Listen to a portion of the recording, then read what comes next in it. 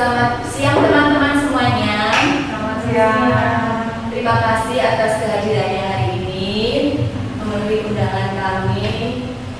Karena hari ini kami akan men-sharingkan tentang apa yang sudah saya terima saat mengikuti pendidikan guru penggerak selama ini yang diselenggarakan oleh Menristek Kemendikbudristek, Kementerian Riset, Pendidikan dan Kebudayaan. Nah, di sini kami akan sharingkan karena tujuan dari pendidikan guru penggerak itu untuk pengembangan pendidikan, terutama di sekolah masing-masing, di mana ternyata di dalam pengembangan pendidikan anak itu membutuhkan kerjasama semua pihak sekolah. Dan selama ini yang setelah saya terima materi pembelajarannya, diantaranya yang pertama yaitu tentang filosofi Ki Hajar Dewantara. Filosofi Ki Hajar Dewantara, terus nilai-nilai dan peran guru penggerak, visi guru penggerak dan budaya positif. Sebagai gambaran umum, filosofi pemikiran Ki Hajar Dewantara itu tentang pendidikan yaitu menuntun segala kodrat yang ada pada anak dan berpihak pada anak agar mereka mencapai kebahagiaan dan keselamatan yang setinggi-tingginya sebagai manusia maupun anggota masyarakat.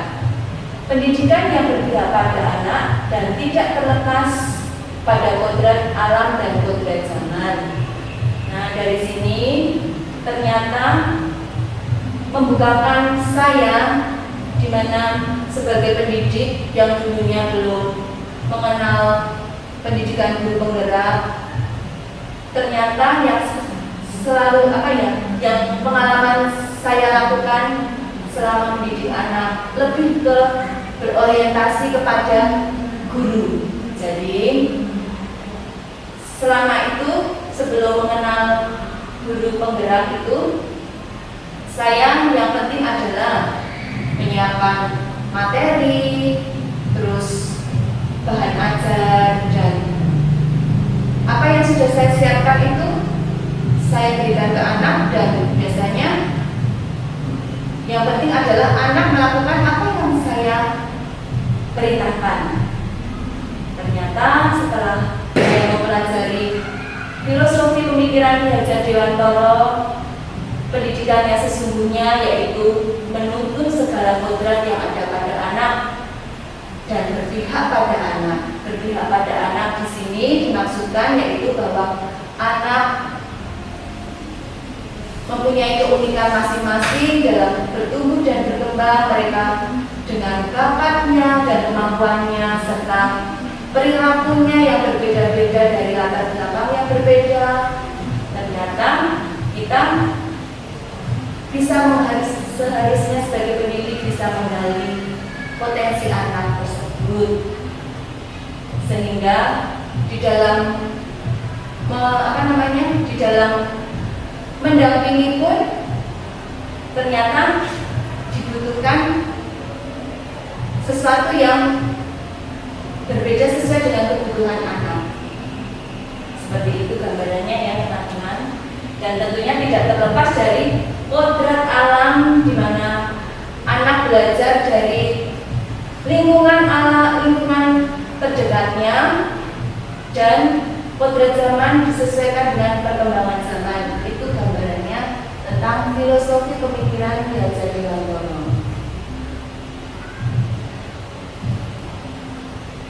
Selain itu juga saya mendapatkan beberapa hal tentang nilai dan peran guru penggerak. Berpijak dari pemikiran filosofi Ki Hajar Dewantara, seorang guru diharapkan memiliki nilai dan perannya untuk memimpin suatu perubahan. Nilai-nilai yang perlu dimiliki oleh guru antara lain berpihak berpihak pada murid, reflektif, mandiri, kolaboratif, inovatif.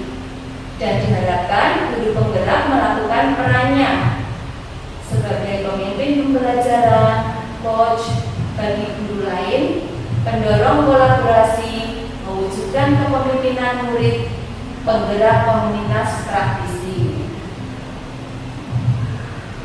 Selain itu, pembelajaran yang saya peroleh juga yaitu tentang visi guru penggerak. Visi guru penggerak itu dapat diwujudkan dengan langkah yang tepat dan dibutuhkan suatu kerjasama yang baik antara semua warga sekolah dan semua pihak dalam mewujudkan visi, serta dengan melakukan langkah-langkah yang konkret dengan metode apresiatif inquiry dengan melakukan tahapan bagja, yaitu tahapan bagja itu membuat pertanyaan, mengambil pelajaran, gali mimpi, jabarkan rencana, dan atur eksekusi. Dan ini akan kita bicarakan dengan waktu karena membutuhkan waktu khusus untuk membicarakan tentang visi guru penggerak. Selanjutnya,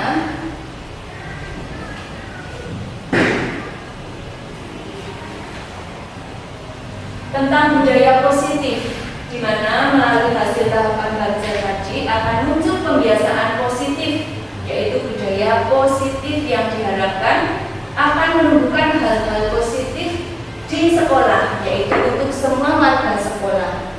Nah, ini yang akan kita bicarakan hari ini tentang budaya positif. Apa saja budaya positif yang perlu diketahui, yaitu disiplin positif, di mana pendekatan mendidik anak untuk mengetahui kontrol diri dan percaya diri. Tolong sebentar,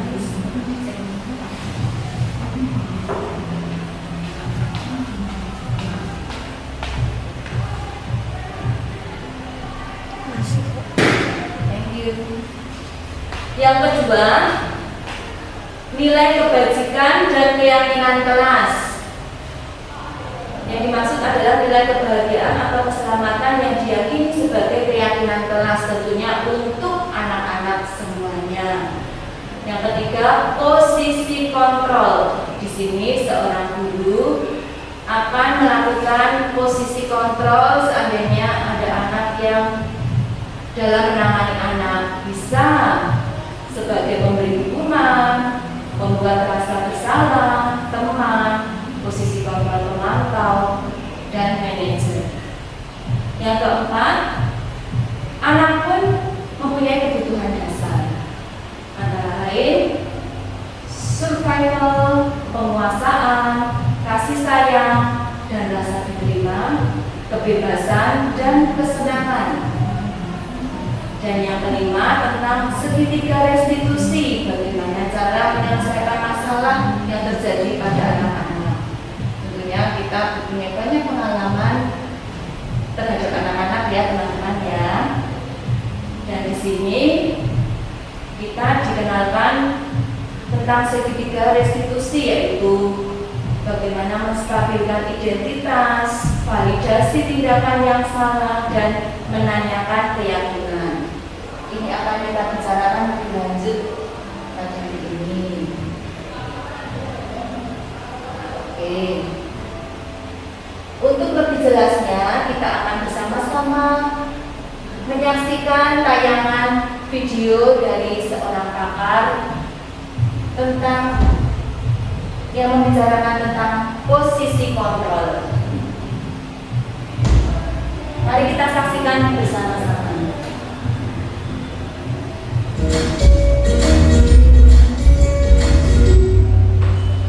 Sangat bahagia Ibu dan Bapak Guru hebat dalam penerapan disiplin positif restitusi. Salah satu program yang dikembangkan adalah 5 posisi kontrol. 5 posisi kontrol dalam restitusi adalah proses perjalanan seorang pendidik agar dapat mengenali dirinya. Pada video kali ini, kita akan membahas tentang 5 posisi kontrol yang dikembangkan oleh Diane Dawson dan contoh penerapannya.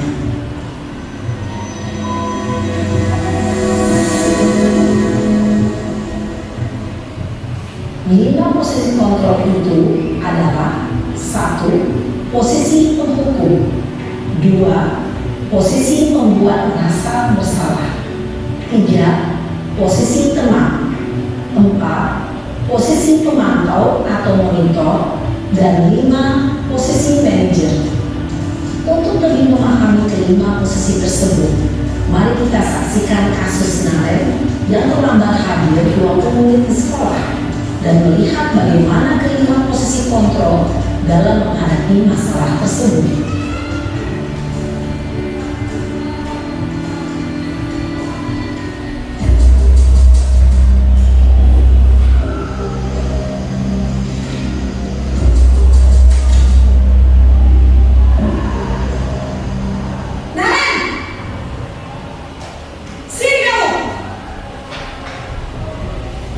Selamat pagi, Bu.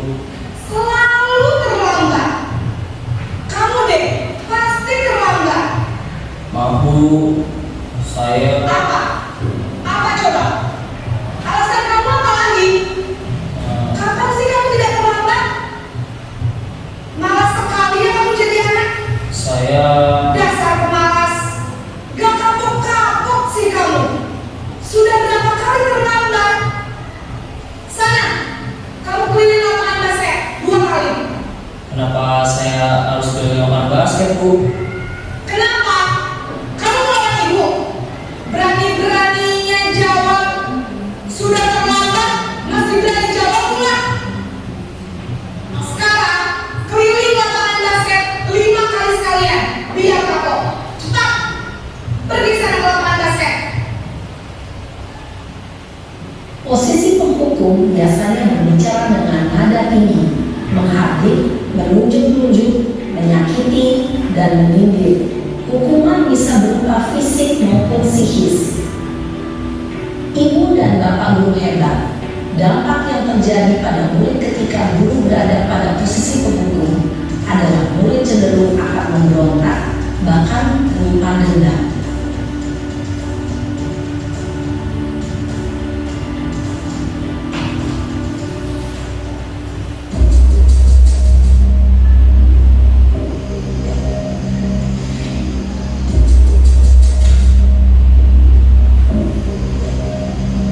Naren!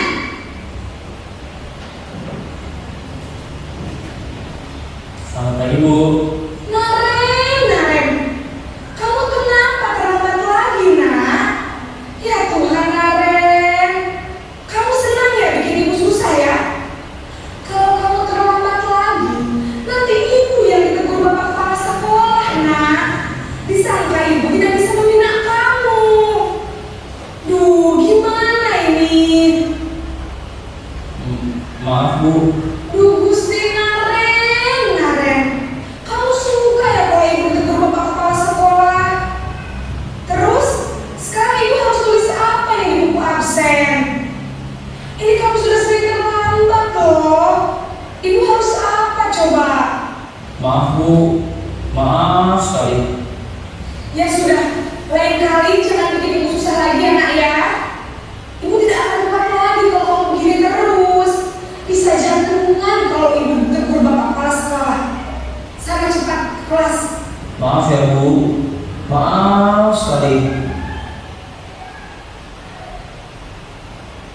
Posisi membuat rasa bersalah berbicara dengan nada tenang, cenderung lembut, namun kata-kata yang diutarakan membuat murid merasa menjadi orang yang gagal, memandang buruk dirinya sendiri, merasa tidak berharga, dan tidak sanggup membahagiakan orang lain. Ketika guru mengambil posisi membuat rasa bersalah, murid akan menganggap dirinya yang bersalah dan ia akan menyimpan emosi negatif tersebut di dalam dirinya.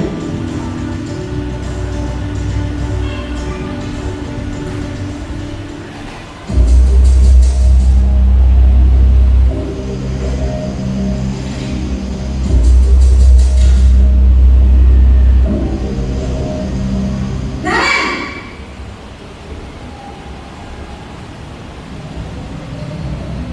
pagi Bu. Wah, sudah jam berapa ini nak? Terlambat lagi ya sayang. Iya Bu, habis ibu saya lupa bangunkan saya Bu. Kamu malah nyalakan ibu kamu.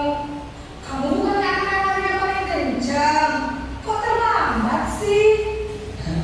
Iya Bu, saya memang terlambat bangun tadi. Jadi biarpun saya lagi kencang, tetap gak kencang Bu. Ya sudah sana. Nanti lain kali larinya lebih kencang lagi ya. Biar gak terlambat lagi. Bikin seneng ibu demi ibu. Bisa kan? Bisa Bu. Ya sudah sana masuk kelas. Ibu beresin urusan absen kamu. Kamu ini ada-ada saja. Dalam posisi teman, guru berbicara dengan nada suara ramah, akrab, cenderung bersenda gurau untuk menjaga suasana tetap santai.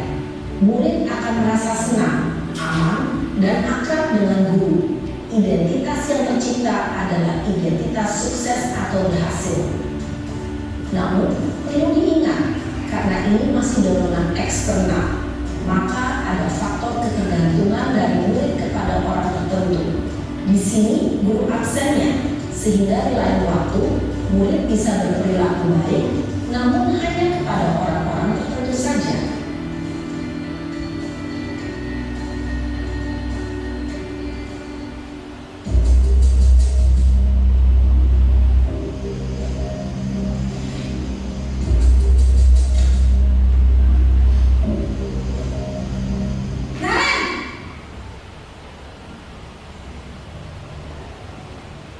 Selamat pagi Bu. Naren, apa peraturan sekolah kita tentang jam berapa kita harus masuk sekolah, nak? Kita harus di sekolah jam 7 Bu. Iya betul, sekarang sudah jam 7.20. Naren sudah tahu konsekuensinya jika terlambat hadir. Paham Bu, saya harus tinggal kelas pas jam istirahat selama 20 menit. Iya benar, konsekuensinya demikian. Jadi nanti jam 9.30 pas istirahat, kamu harus tinggal di kelas, kerjakan tugas tambahan untuk ketertinggalan kamu, ya? Baik Bu. Posisi pemantau mengandalkan penghitungan atau data untuk mengontrol murid. Guru mengarahkan murid berdasarkan peraturan dan konsekuensi. Seorang pemantau menunjukkan bahasa tubuh dan ekspresi wajah yang datar dan cenderung formal.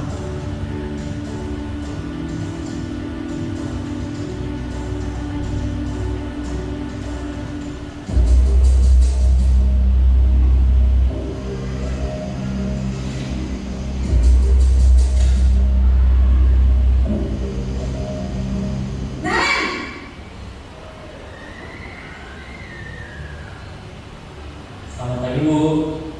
Selamat pagi Naren. Maaf Bu, saya terlambat. Iya, sekolah masuknya jam 7, sekarang sudah jam 7.20. Jadi sekarang bagaimana ini Naren? Maaf Bu, saya lupa setel alarm saya semalam.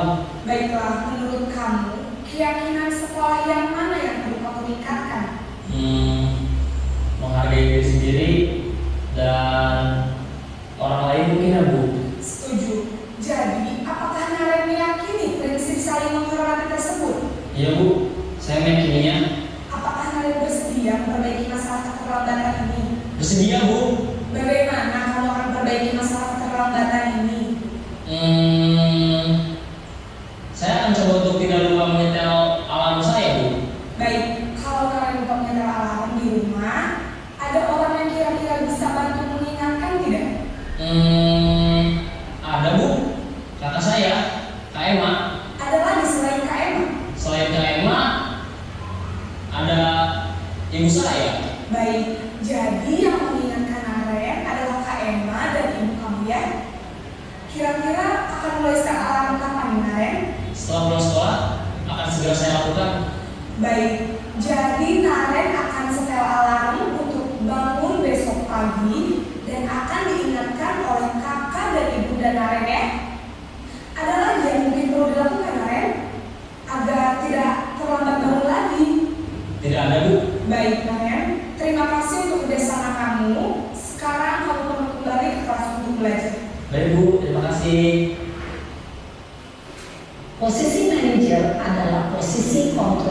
disarankan untuk membimbing murid memiliki sikap disiplin yang positif, yaitu murid yang mandiri, bertanggung jawab, dan dapat memecahkan masalah.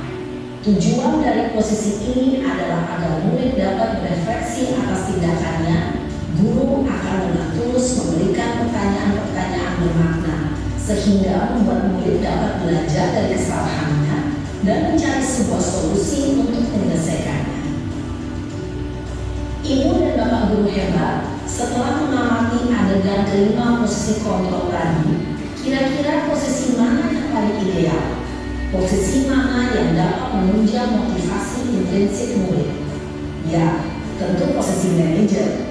Posisi ini memang posisi ideal yang ingin dituju setiap pendidik.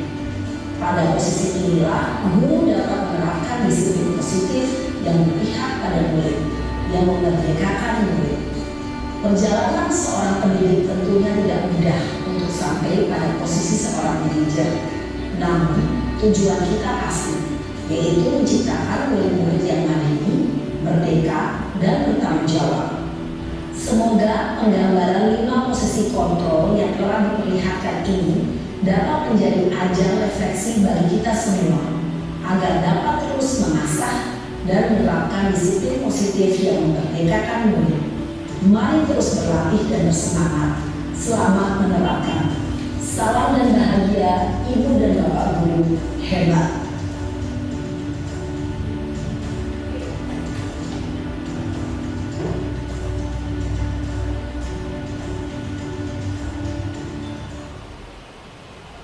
Demikian tadi teman-teman gambaran tentang 5 posisi kontrol yang sudah disampaikan oleh seorang kakak.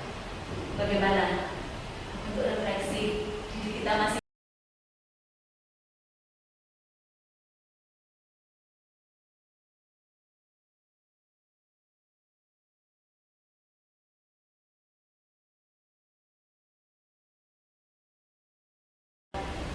untuk makanan, dan anak-anak mencuci tangan terlebih dahulu. Nah, terlihat beberapa anak yang sedang antri di wastafel. Giliran Angelica yang cuci tangan. Tiba-tiba datanglah Keaton langsung menyela Angelica yang sedang cuci tangan. Ini saya buat supaya lebih jelas ya, karena nanti videonya kadang kurang jelas apa yang dikatakan anak tersebut. Nah, lalu Keaton menyampaikan, minggir, aku mau cuci tangan. Angelica, loh, aku sudah duluan di sini.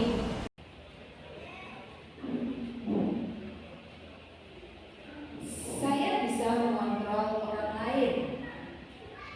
Itu pada stimulus respon. Sedangkan pada teori kontrol, Anda tidak bisa mengontrol orang lain. Jadi, pada teori kontrol, yang memiliki kontrol adalah diri kita sendiri.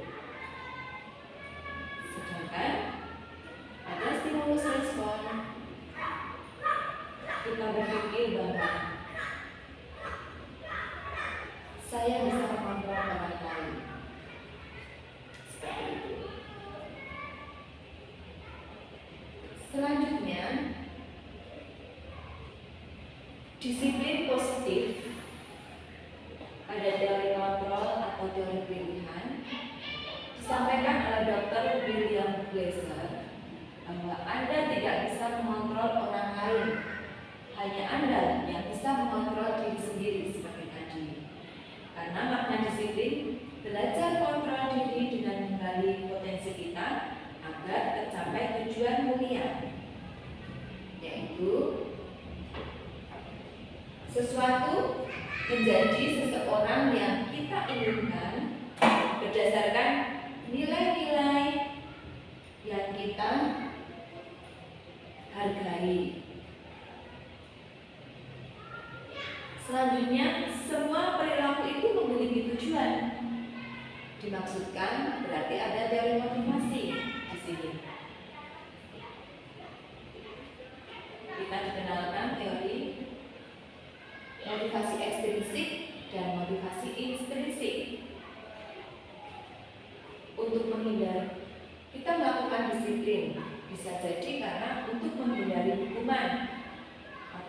mendapatkan imbalan. Itu masih termasuk dalam motivasi ekstrinsik. Tetapi seandainya kita melakukan disiplin karena untuk menghargai diri sendiri, itu sudah mempunyai motivasi intrinsik. Ya, saya masuk atau datang ke kantor sebelum waktunya karena saya memang seharusnya melakukan hal itu supaya saya lebih siap untuk menyambut anak-anak datang ke sekolah. Seperti itu caranya supaya saya siap untuk melakukan tugas. Nah, itu karena untuk menghargai diri sendiri berarti sudah muncul motivasi intrinsik. Motivasi intrinsik tersebut akhirnya lama-kelamaan akan menjadi nilai-nilai kebajikan universal atau jangka panjang, di mana tujuannya yaitu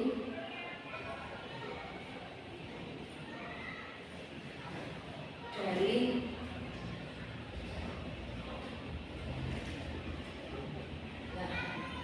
nilai-nilai kebajikan universal yang ingin dicapai oleh setiap anak Indonesia dikenal dengan profil pelajar Pancasila, yaitu mandiri, bernalar kritis, berkebinekaan global, gotong royong,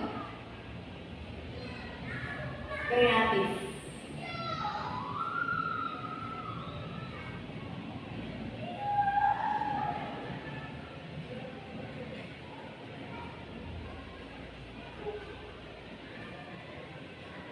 Seperti yang disampaikan oleh Ki Hajar Dewantoro, merdeka itu artinya tidak hanya terlepas dari perintah, akan tetapi juga cakap buat pemerintah diri sendiri. Dimana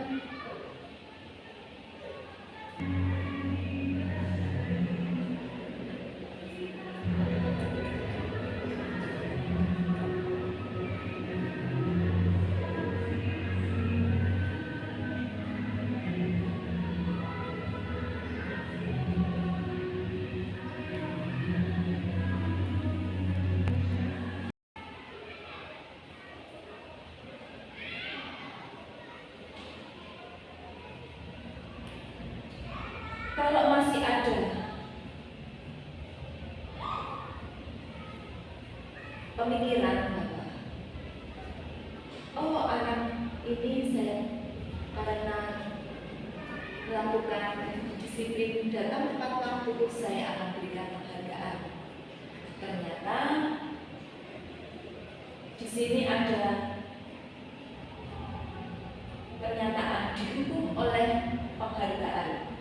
Yang dimaksud yaitu bahwa penghargaan berlaku sama dengan hukuman, dalam arti meminta atau membujuk seseorang melakukan sesuatu untuk memenuhi suatu tujuan tertentu, dan dari orang yang meminta atau membujuk dorongannya eksternal dan ada faktor ketergantungan. Beberapa dampak dari pemberian penghargaan yaitu menurut Alfred, pengaruhnya jangka pendek dan jangka panjang. Penghargaan menghukum, penghargaan mengurangi ketepatan, penghargaan tidak efektif, penghargaan merusak hubungan. Nah, ternyata dengan kita memberikan penghargaan pada anak yang disiplin, hal itu hanya bersifat jangka pendek karena pada suatu saat anak tersebut datang tepat waktu karena hanya untuk imbalan atau hadiah, itu membuat anak tersebut suatu saat tidak mendapatkan hadiah, bisa jadi malah mereka menjadi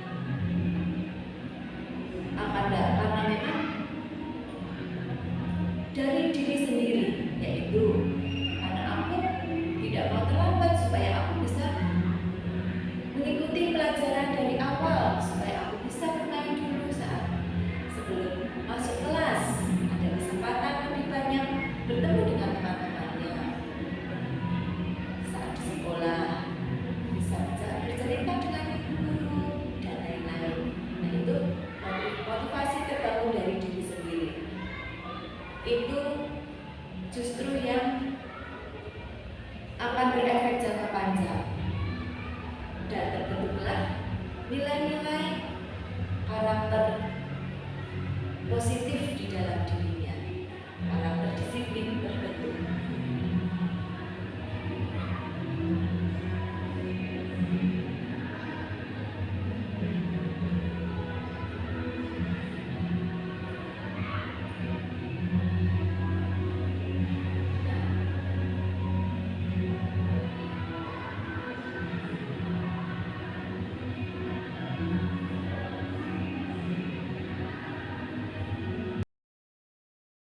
Kalau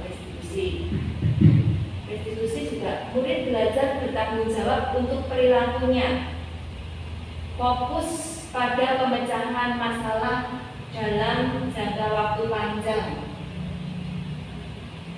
Apa yang kamu yakini, apa yang bisa kamu lakukan untuk memperbaiki masalah.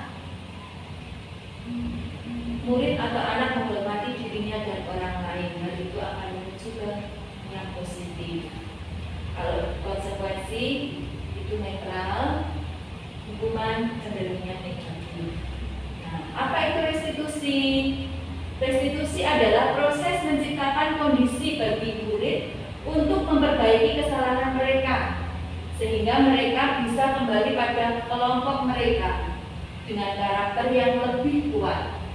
Restitusi juga merupakan proses kolaboratif yang mengajarkan murid untuk mencari solusi untuk masalah mereka dan membantu murid berpikir tentang orang seperti apa yang mereka ingin menjadi tujuan mereka dan bagaimana mereka harus memperlakukan orang lain. Ini menurut dosen.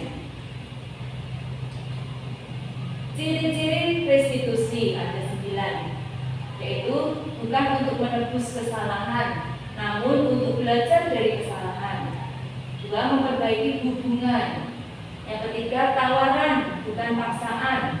Yang keempat, restitusi penuntun untuk melihat ke dalam diri. Restitusi, yang kelima, restitusi mencari kebutuhan dasar yang mendasari tindakan. Yang keenam, restitusi diri adalah cara yang paling baik. 7, restitusi fokus pada karakter bukan tindakan. 8, restitusi fokus pada solusi. 9, restitusi mengembalikan murid yang berbuat salah pada kelompoknya. Nah, kita akan mengenal makna dari keyakinan kelas selanjutnya. Mengapa tidak peraturan saja? Mengapa harus keyakinan kelas? Ya. Nah, di sini mengapa kita memiliki peraturan harus menggunakan helm dalam mengendarai kendaraan roda 2? Mengapa kita memiliki peraturan 3M, menggunakan masker, mencuci tangan, dan menjaga jarak 1,5 meter? Mengapa kita memiliki peraturan harus datang tepat waktu pada saat mengikuti pelatihan? Nah, itu contoh dari peraturan. Nah, untuk mendukung motivasi intrinsik, kembali ke nilai-nilai atau keyakinan-keyakinan lebih menggerakkan seseorang dibandingkan mengikuti serangkaian peraturan-peraturan saja. Nah, tadi berarti tentang peraturan kelas itu ternyata baru termasuk pengertian yang sempit yang bisa dilakukan oleh anak hanya pada di posisi permukaan saja, dengan arti tidak sampai ke dalam diri anak-anak.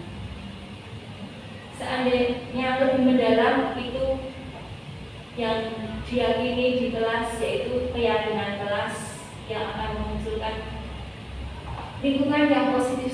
Seandainya anak-anak melakukan keyakinan kelas dengan kesadaran diri, itu akan muncul lingkungan yang positif di sekitarnya dan yang membentuk budaya positif. Nah, ini contoh keyakinan kelas, di mana anak membuat kesepakatan terlebih dahulu, lalu diyakini bersama-sama, seperti yang sudah dilakukan oleh anak-anak kita juga melakukan keyakinan kelas. Untuk selanjutnya, dalam kegiatan pendalaman keyakinan kelas, hormat, kami meyakini bahwa sangat penting untuk menghormati semua orang dan barang milik orang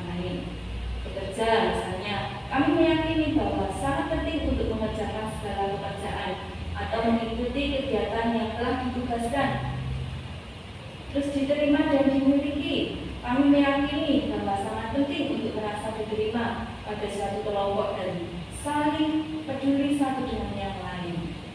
Oke. Nah, apa bedanya peraturan dari keyakinan kelas tadi? Kalau peraturan, biasanya kata-katanya selalu kembalikan buku ke tempatnya, dilarang mengganggu orang lain, hadir di sekolah 15 menit sebelum pembelajaran dimulai, dilarang melakukan kekerasan, dilarang menggunakan narkoba, bergantian atau menunggu giliran, gunakan masker, jangan berlari di kelas atau koridor.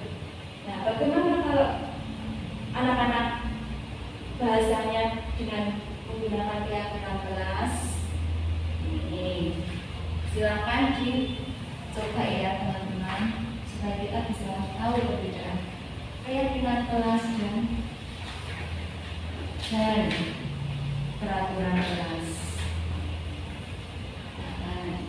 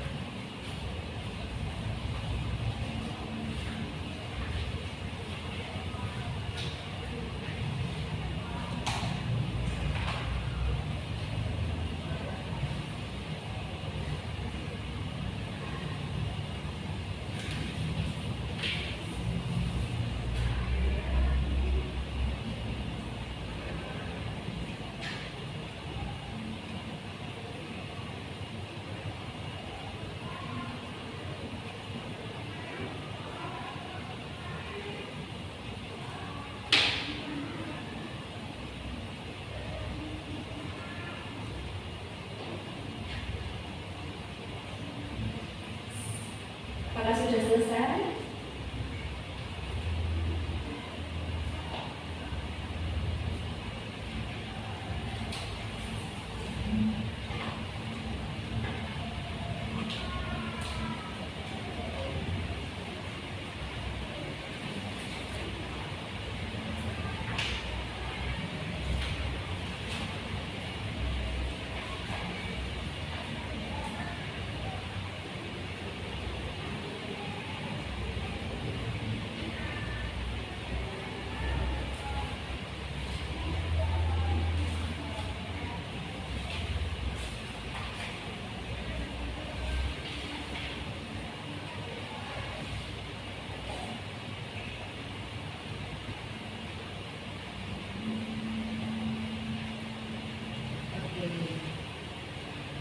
Bisa disiarkan ya.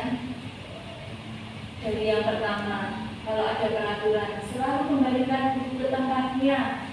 Keyakinan kelas yang dibuat apa? Silahkan.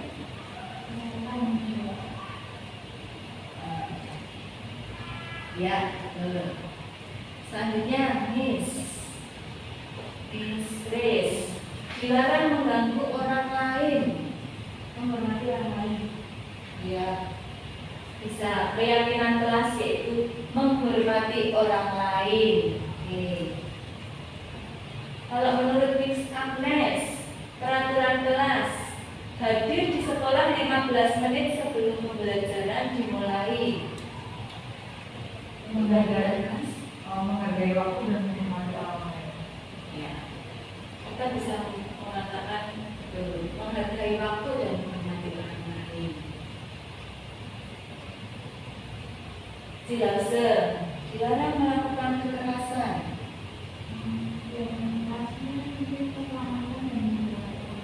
Ya, tentunya kata positif ya. Dan kita kembali, oh iya, karena untuk keselamatan dan menghormati orang lain, tujuannya kan itu, kita meyakini bahwa adanya keselamatan dan menghormati orang lain. Oke, terima kasih. Miss Grace, dilarang menggunakan narkoba. Kesehatan. Nah, kita meyakini bahwa kita butuh kesehatan. Yang terpenting adalah kesehatannya. Oke, silakan Miss Agnes, bergantian atau menunggu giliran. Tentang kesabaran dan juga juga menghormati orang lain. Ya. Tujuannya kita bisa lebih sabar dan menghormati orang lain. Silahkan gunakan masker. Keyakinan dan ya, untuk tujuannya untuk kayak kesehatan dan keselamatan diri maupun orang lain. Istri, jangan berlari di kelas atau koridor. Keselamatan dan keamanan. Oke, terima kasih. Berarti Miss semua sudah mulai paham tentang peraturan dan peraturan kelas ya. Terima kasih. Semua jawaban sesuai. Nah, untuk kebutuhan dasar manusia dan dunia berkualitas kita akan coba ketahui bahwa kebutuhan dasar manusia ada kasih sayang dan rasa diterima, lalu penguasaan, kesenangan, kebebasan dan bertahan hidup. Nah, tadi sebenarnya mengapa sih anak-anak akan melakukan hal-hal yang tidak sesuai dengan keyakinan kelas? Karena biasanya pada kebutuhan anak tersebut tidak tersampaikan, tidak ada yang belum terpenuhi seperti tadi. Nah, 5 posisi kontrol tadi sudah dilihat dengan jelas ya contoh-contoh di video. Ada seperti menghukum, membuat orang merasa bersalah, itu adalah identitas gagal, hanya untuk menghindari hukuman. Jadi itu motivasinya masih ekstrinsik. Terus sebagai teman dan pemantau, masih mengharapkan imbalan supaya orang tersebut mau melakukan anak tersebut mau melakukan sesuai peraturannya, keyakinannya. Nah, itu juga masih motivasi eksternal atau ekstrinsik.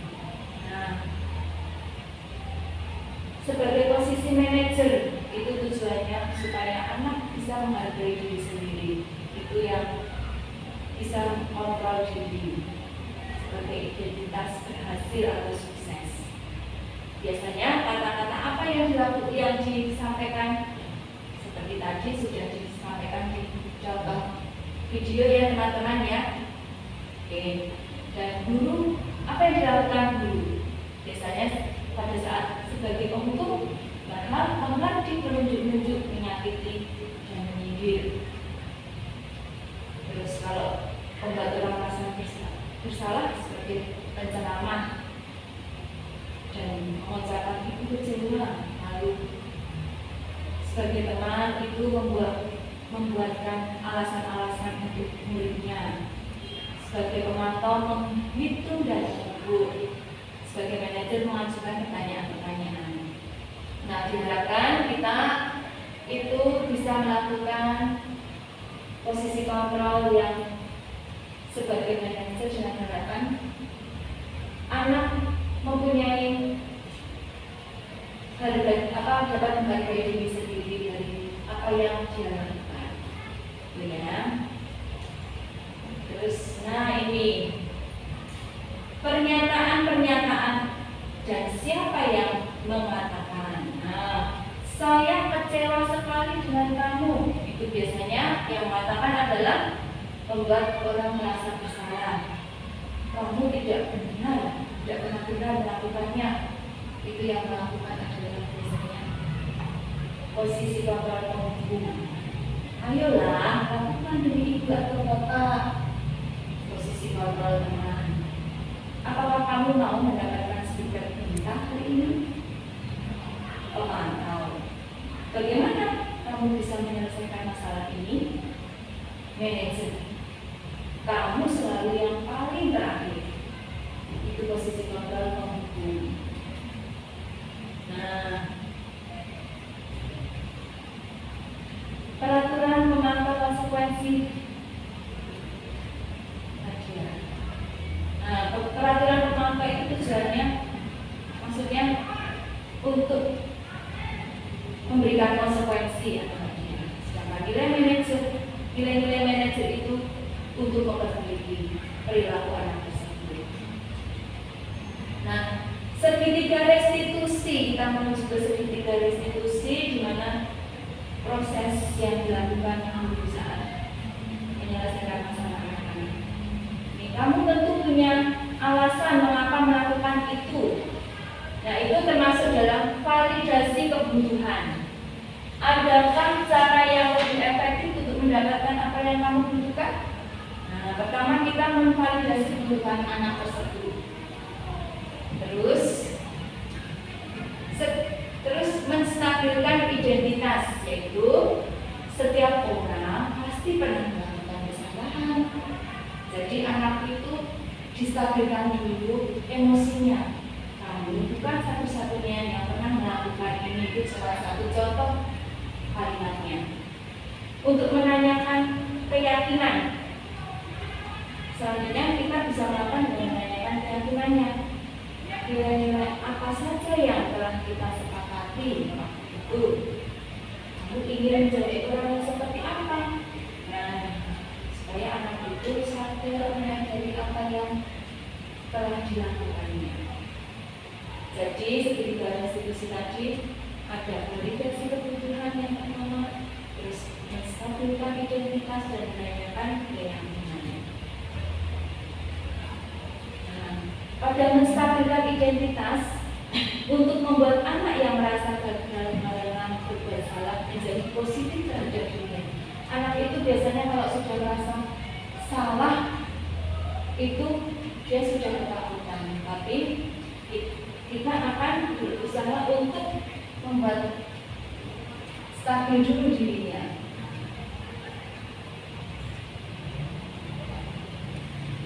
Dengan cara berkata, misalnya tadi ya, berbuat salah itu hal yang manusiawi. Tidak ada manusia yang sempurna. Bapak atau ibu juga membuat salah, kita pasti bisa menyelesaikan permasalahan ini. Bapak atau ibu tidak tertarik untuk mencari tahu siapa yang benar, siapa yang salah. Bapak atau ibu lebih tertarik untuk menyelesaikan masalah. Kalau kamu menyalahkan dirimu sendiri terus-menerus, apakah kamu bersikap baik pada dirimu sendiri? Itu contoh kata-kata menstabilkan identitas supaya anak tetap menjadi positif terhadap dirinya. Validasi kebutuhan, membantu murid mengenali basic atau kebutuhan dasar yang ingin dipenuhinya ketika melakukan kesalahan itu. Pada dasarnya setiap tindakan manusia tujuannya adalah memenuhi kebutuhan dasar atau basic needs. Apakah itu power, freedom, love, and belonging, fun, and survival? Guru biasanya mengatakan kamu bisa saja kan melakukan hal yang lebih buruk, tapi kamu tidak melakukannya kan? Kamu pasti punya alasan mengapa melakukan hal itu. Apa yang penting bagi kamu? Kamu boleh tetap berusaha menjaga sikap itu, tapi tambahkan sikap yang lain yang baru. Apakah kamu bisa melakukan dengan lebih baik besok nanti? Itu contoh kata-kata yang disampaikan guru saat melakukan validasi kebutuhan. Setelah itu kita bisa melakukan atau menanyakan keyakinan. Anak melihat kesalahannya dihubungkan dengan norma sosial dan nilai-nilai yang mendasari manusia berinteraksi dengan orang lain. Guru berkata di sini, apa nilai yang kita percayakan di kelas atau sekolah kita? Nilai-nilai universal apa yang telah kita sepakati? Kelas yang ideal itu seperti apa sih? Kamu ingin jadi anak seperti apa? Apa yang kamu rasakan ketika kamu melakukan itu? Kamu menjadi orang yang seperti apa? Nah, oke. Jadi setelah melakukan hal itu, kita memberikan waktu 30 detik ke anak tersebut. Intervensi ini bisa membantu murid kembali ke tujuan semula dengan cukup singkat dan dengan cara non-konfrontatif. Pertanyaan-pertanyaan yang diajukan biasanya digunakan oleh seorang kamu yang belajar. Apakah kamu ingin berbuat lebih baik? Apakah saat ini kamu sedang menjadi orang yang sedang kamu inginkan? Apakah kamu bisa mengubah kegiatan atau perilaku kamu saat ini menjadi sikap yang lebih membantu dan masih menikmati sampai apa yang kamu inginkan kedepannya seperti apa? Nah, itu contoh-contoh refleksi anak selama 30 detik supaya tidak terjadi manipulasi. Oke, ya itu tadi teman-teman hal yang bisa saya sampaikan selama saya mendapat dalam proses pendidikan guru penggerak. Semoga bermanfaat bagi kita semua di dalam mengembangkan pendidikan di sekolah kita pada khususnya dan di keluarga kita masing-masing untuk pengalaman yang baik tentunya bagi anak-anak didik kita maupun anak-anak kita di rumah. Ya teman-teman, mohon maaf jika banyak kesalahan dan kekurangan yang saat saya menyampaikan. Mungkin masih ada pertanyaan?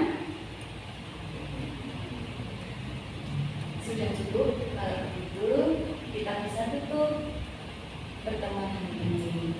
Terima kasih banyak ya teman-teman.